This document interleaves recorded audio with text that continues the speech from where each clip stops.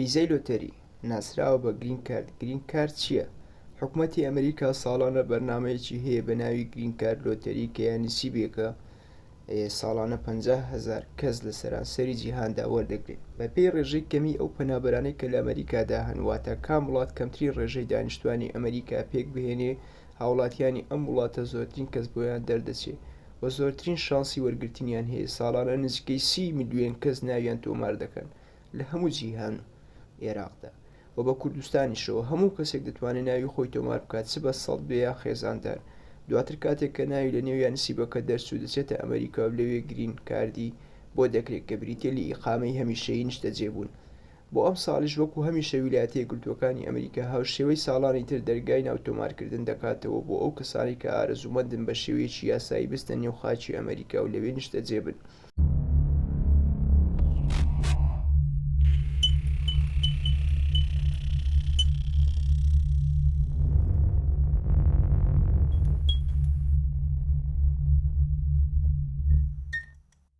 بگە و ئینجا ئەم هەنگاوانە جێبەجێ بکە لە پڕکردنەوەی خانەکان.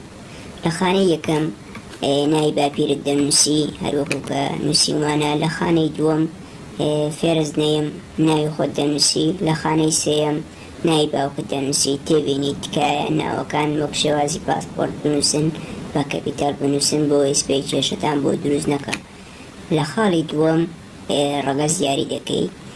لە خاڵی سێیەم بەرواری ڕۆژی لەدایک بوون و ساڵەکەت دیاری دەکەی. لە خاڵی چارەم ناوی ئەو شاری کە لێ لەدایک بووی، ناوی ئەو شاری لەدایک بووی دیاری بکە وەکو نووسراوە. لە خاڵی پێنجەم ناوی ئەو وڵاتی کە لێ لەدایک بووی، ئەویش هەروەکو کەوا نووسیومانە عێراق. لە خاڵی شەشەمدا ئەگەر لە عێراق لەدایک بووی لەوێش دەژیە ساڵبژێرە، ئەگەر لە عێراقش لەدایک بووی و لە وڵاتێکی تر دەژینەوە هەڵبژێرە ناوی ئەو وڵاتێک کە تێدا دەژی. هەروەکو دیارە ئێمە لە عێراق لەدایک بوون و لە عێراقش دەژین یەش سەڵ دەبژێرین هیچ کە پڕناکەینەوە. لە خاڵی هەفتەمدا زانیاری پاسپۆرت، ناوی باپیرت، خۆت، باوکت، ژمارەی پاسپۆرت، ماوەی بەسەرچوونی پاسپۆرتەکەت، مانگ و ڕۆژ و ساڵەکەی. ئەگەر پاسپۆرتش نییە کلیک لە هۆکارەکان بکە. لێرەدا ئێمە هەروەکو ناوەکان دووبارە دەکەینەوە لەگەڵ من خۆشەویستان. پاسپۆرت فۆن هەموو پاسپۆرتێکیش ئەوەی هەیە کۆدی خۆی هەیە، سریاڵەکەی دەنووسی وابرن ئیمە ئەی 690 لێرەش بە هەمان شێوە ڕۆژەکان و شتەکان دیاری دەکەینەوە. زۆر باشە.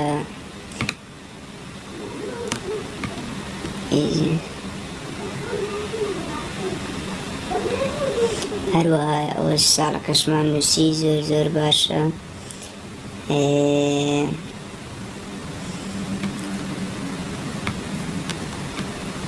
هەڵدەبژێرین سەلێکت کۆنتری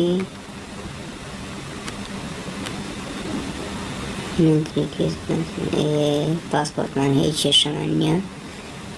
ئەوانە خاڵی بی ئەیمان پڕ کردەوە. خاڵی بی پڕ ناکەینەوە گە پاسپۆرتمان هەبوو. ئەگەر پاسپۆرتشمان نەبوو ئەوە ناچار دەبێت خاڵی بیش پڕکەینەوە هۆکارەکەی بنووسین.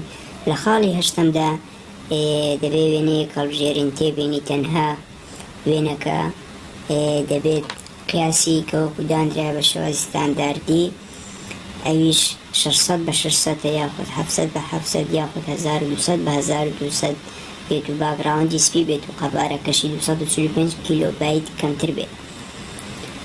هەروەکو کە دامان ناوە ئەو وێنەکەی کە دامناوە ئەو وێنان هەرچەندە تەواو نییە بەڵام ئێمە وای دادەنین کە داماننا. لێرە شوێنەکە دادەنین بەڵام وەکو پێم گوتم تێبینی تەنها دەبێت قیاسەکە بە شێوەی 600 بە 600 یاخود بە 700 بە 700 یاخود 1200 بە 1200. وەروایە لە دوای ئەوە خانەی نوێیەم کە خانەی نوێیەم لقی ئەی داواکە ناونیشانی پۆستە. ناونیشانی پۆستە دەتوانین نووسی ئەگەر ویست نووسی بە پێویست بە نووسین ناکە. لە دوای ئەوە خاڵی بیناوی گەڕک و شارەکەت بنووسە. لە دوای گەڕک و شارەکە واکەین نالی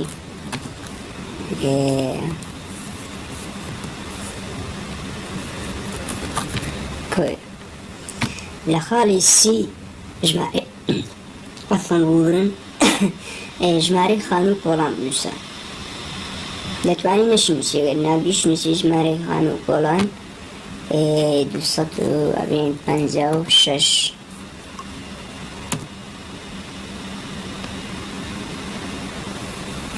22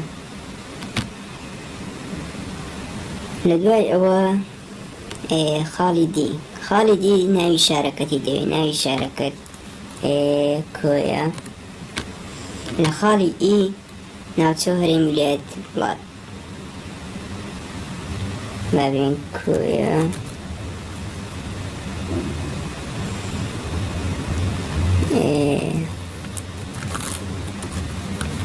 هەولێر عێراق پۆست کۆد زیب کۆدی شەر بەکو کە لێرە دامناوە دەنووسی بابرین من سەر بە هەولێرم 46 بۆ ئەوەی کە زانیاری شوێنی شار و هەموو ناوچە و گوندەکان زیب کۆدەکانت دەستکەوێت لینکێک لە خوارەدانیم دەتوانێت لینکەکە بکەیەوە و زیب کۆدی شوێنەکە دیاری بکەیت لە خارجگیش ناوی وڵاتەکەتی دەوێت بە هەمان شێوە ئەوی شەر عێراقە بۆ نازام کێشەکەی لە سێرچەکەی من نایدا بۆیەوە باشترە بگەڕێی ببینیەوە عێراق لە دوای ئەوەیان لە خاڵیدا ناوی ئەو وڵاتی کە ئێستا تێدا دەژیت ئەویش بە هەمان شێوە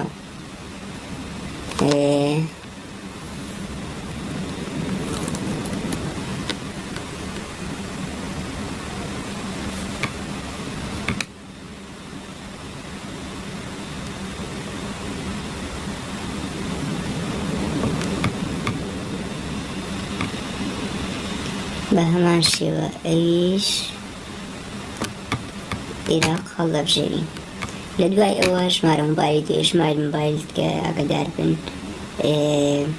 ژمارە مۆبایلەکان ئێمە ئەوە دایدەنێن بە شێوازی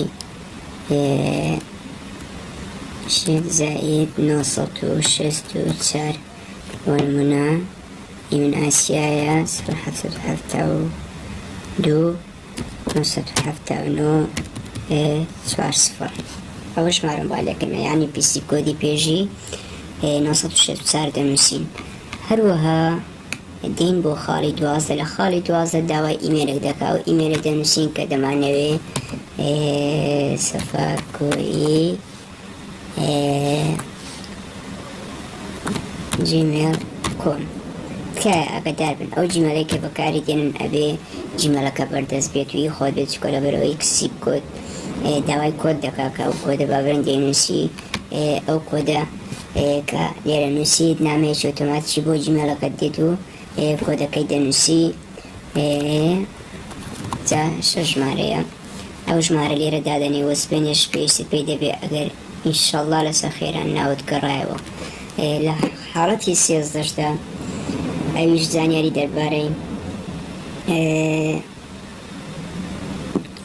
دەربارەی بارودۆخی ژیان لە چه ئاستێکی خوێندنی هەروەکو لە خاڵی یەکەم دەتوانی کاوە خاڵ لەگەڵ تۆ ئەمونجێ ئەویش دایبنەی لە خاڵی یەکەم پرایمی سکول ئۆنلی بڕوانامەی سەرەتایی لە خاڵی دووەم تەواو نەکردنی ئامادەیی تەواو لە خاڵی سێیەم تەواوکردنی ئامادەی لە خاڵی چارەم پیشەی پەیمانگە لە خاڵی پێنجەمیش تەواوکردنی هەندێک کۆرسی زانکۆ لە خاڵی دواتریش تەواوکردنی زانکۆ بە کالیۆز لە خاڵی دواتر تەواوکردنی هەندێک لیڤ کۆرەزەوە هەندێک دو خاڵی دواتر تەواوکردنی ماستەر تەواوکردنی هەندێک کۆرسی دکتۆرا و تەواوکردنی دکتۆرا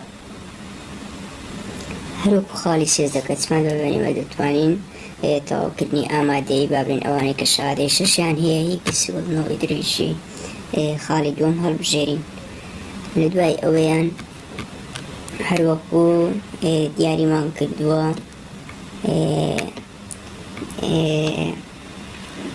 ئەویش خاڵی دووە چاردە بابرێن دەرێ ساڵ لە خاڵی دواتر نووسە هاوسەرگیریم کردەوە بەڵام مافی نیشتە جێبوونم نییە هاوسەرگیریم کردووە هاوسەرەکە مافی نیشتە جێبوونی هەیە جیابوتنەوە پێوەژن لە خاڵی دواتر جیابوونەوە یاسا ئێمە ئەوانەی کە زەواجیان نەکردو ئەتوانین سەڵ هەڵبژێرین و یونمیرایت لە دوای ئەوە لە خاڵی 15 ژمارەی منداڵ ئەگەر ژمارەی منداڵت هەیە هیچ ئەگەر ژمارەی منداڵیشتن نییە دەتوانی هیچ دیار نەکەی بۆ کەسانێک کە سەڵتم پێویست ناکە لە دوای ئەوە کۆنتینیو دادەگرین کە کۆنتینیو دادەگرین لە دوای ئەو بەشەی کە لۆمان دەکرێتەوە دەبێت ئێمە بە جوانی لای خۆمان سەیری بکەین و هەڵیگەین چکە لەبەرەوەی ئەگەر سبەی ڕۆژ ئینشەڵا لەسەر خێران ناوەکە گەڕایەوە پێویستمان بۆ بارکۆدەیە کە ئێمە لەکن خۆمان هەڵمان گرتووە سپاس بۆ سێریکردنی ڤیدیۆکەت تکایە وەکو هاوکارێک ئەگەر دەتوانی لایک و کۆمنتی ڤیدیۆکە بکە و شێریکە بۆمان سپاس بۆ بینەری